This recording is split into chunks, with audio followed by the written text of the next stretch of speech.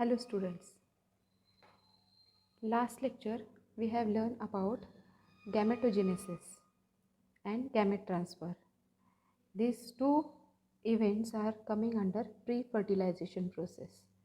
Now after that we are going to learn about fertilization, which is the main event in which fertilization process we are going to learn. Fertilization is nothing but the process of fusion of male and female gamete and formation of zygote. So zygote formation process is the end product of the fertilization. So after gamete transfer, the gamete, male gamete especially, because male gamete in most of the species, male gamete are motile. So they are getting transfer from male body to the female body, and then they get a chance to get closer to the female gamete. Once they get chance to get fused with the female gamete, they are making or they are forming zygote. So fertilization is the event in which formation of diploid zygote by the fusion of male and female, haploid male and haploid female gamete takes place. There are some species in case of plant we find they shows parthenogenesis. Parthenogenesis is the process in which uh, without fertilization the female gamete undergoes the development of new organism, and this event takes place without fertilization. So this kind of process without fertilization, when female gamete directly give rise to zygote, diploid zygote, it is called parthenogenesis. There are some plants and animal which are showing their example in parthenogenesis, like rotifer, honeybees and turkey birds. Now types of fertilization. There are two types of fertilization: external fertilization and internal fertilization. As the name indicates, external and internal, it is nothing but indicates about the fusion of male and female gamete, where it takes place. If it takes place out of the body of female and male, then it is called external fertilization.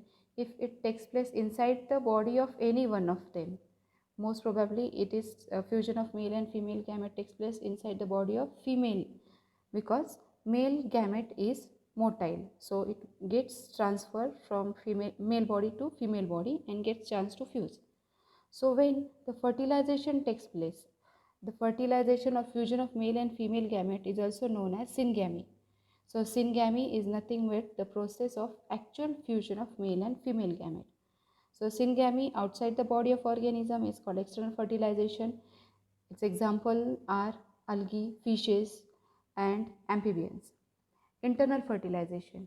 The fertilization or syngamy takes place inside the body of the organism. Examples: fungi, reptiles, birds, mammal, they are the example of internal fertilization.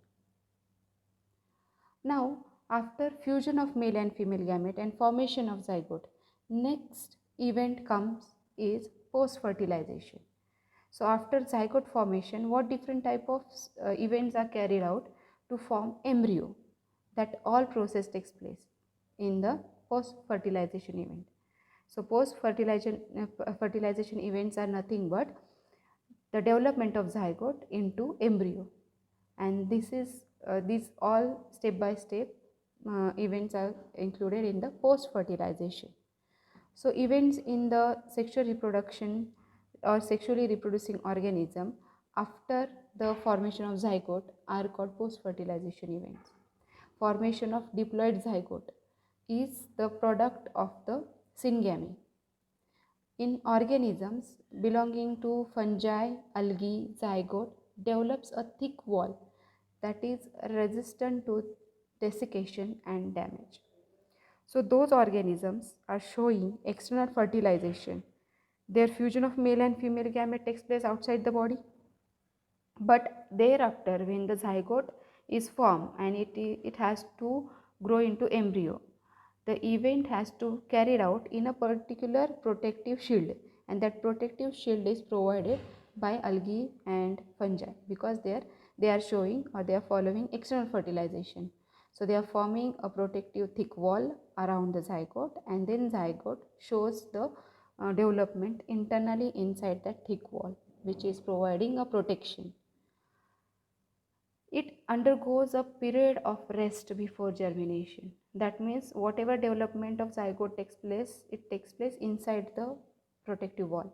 Thereafter, it is responsible when the growth and development is completed inside at a particular level, then the wall is broken and the embryo will come out. This is called germination.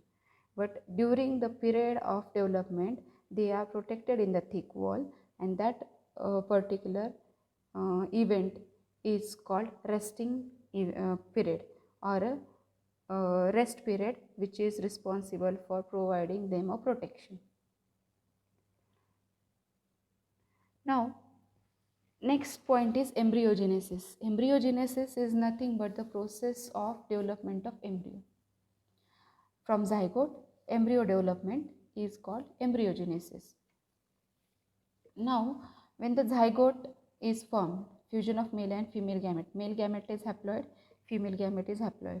When it is fused, a single cell, zygotic cell is formed, which is diploid, and that zygotic cell is capable of dividing tremendously, and it starts its redivision continuously. After a cluster of cells are formed, after division and redivision, all the cells are collectively together, remaining together, and thereafter they undergoes the next event, which is called cell differentiation. And the cell division, which is followed by zygote, they are following mitosis kind of cell division. And after then, when the number of cells are formed, that cells will start formation of specific organ. In between, they are showing a process of cell differentiation. Now, what is cell differentiation? Cell differentiation is the process in which a simple cell get a specific role to play, and that role getting process is called cell differentiation. Then how would they know they are having this role? When they are responsible for growing into specialized kind of cells or specialized kind of tissue, then in future they will be having a particular kind of function. For example, if suppose the cells are forming the specialized tissue which are going to form a lung in future, or organ lung, then they will be having function of respiration. So their future role is respiration, but prior they have to form a specialized tissue which will be later turning into the lung, and for that purpose the prior cells will be starting progressing towards the specialized tissue formation process, and this is called cell differentiation. So zygotic cell start mitotic cell division. After number of cells are formed, they will be starting with the cell differentiation process. Through that cell differentiation, they will be getting, or they are forming the specialized tissue, and then those specialized tissues in future will form a particular organ, and like that number of different kind of organs are formed, and then all the organs together will form an organism. So in that organism's body, all the different organs will be there. So this way the embryogenesis process takes place. Zygote cell progressively dividing and forming specialized tissues and organs to complete the embryogenesis. Now there are two type of animal we can see around. Animals, some animals are oviparous, some animals are viviparous, based on their the process they show for the giving birth to their young ones. So some of the animal, they give birth directly from their body. That means fusion of male and female gamete takes place internally inside their body, internally inside the female body, and thereafter the zygote develops into embryo internally inside the female body, and when the embryogenesis is complete, embryo is completely developed, then female give birth to their young one. This process of giving birth from the body directly developed embryo is called viviparous animal. And the other category, the animals those who are hatching out through their egg new organism or their next generation, they are called oviparous. So in this also there are two different type of categories are there. Some of the animals are showing before they show the fertilization, fusion of male and female gamete, and then female lays the egg out of the body. That means fertilized egg, female lays out of the body, and then the embryogenesis is completed, the egg hatches out into the new animal. And some female without fertilization lays the egg, and outside their body fusion of male and female gamete takes place, and thereafter the egg hatches out into the young ones. So there are two basic category of the animal: oviparous, those animals laying egg and giving birth to their young ones through hatching out the egg are called oviparous, and viviparous, those animal develop their young ones in the body of female and then giving birth to their young ones are called viviparous animals. Development of zygote. We see oviparous and viviparous, both the kind of processes are helping for the development of embryo or development of zygote into embryo. So in oviparous we find the eggs are nothing but a kind of hard calcareous shell which are providing protection for the developing young ones, which they will be remaining inside safe, and the environment will be provided internally to them to grow properly and develop properly inside the egg. And after their after the period of incubation period means the period for which the embryo develops is called incubation period. After completion of incubation period, the young ones are getting hatched out of the egg and they are taking birth.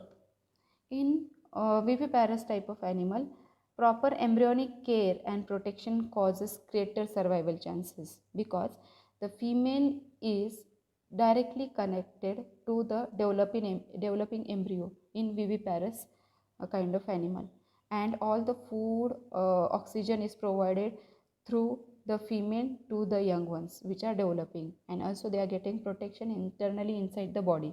So they are having maximum chances of survival and maximum chances of getting birth properly and getting developed properly. In case of plants, especially the zygote development in flowering plant, we find certain events. The zygote is formed inside the ovule of the flowering plant. Inside the ovule, inside the ovary, inside the ovule, the development of zygote will take place. After fertilization, sepals, petals and stamens, which is the part of flower, after fertilization will fall off as the role of them is finished, because sepal petals are the protective accessory organs of the flower, and stamen is the part which is actually involved in the fertilization. After pollination, they are giving chance to the pollen grain to grow towards the female gamete. But once the fertilization is over, the stamens and other parts role is finished, so they are falling off. Then zygote, which is formed by the fusion of male and female gamete, will be growing into embryo. Ovules are specially growing into seed. They are turning into seed, because seed is nothing but enclosing the zygote internally and providing a certain amount of food stuff for the survival of embryo internally and the protective cover around it. So this is how the structure of seed is there. So seed is nothing but developed from ovules. Then ovary are developing fruit, and the thick wall of fruit, which is called pericarp, is formed around the fruit. So this is how after fertilization in the flowering plant, different kind of changes taking place during the embryogenesis. This is all about today's fertilization and post fertilization events. This way we have completed the complete chapter of reproduction in organisms. Next video we will meet with a new chapter. Till then, Bye. Take care.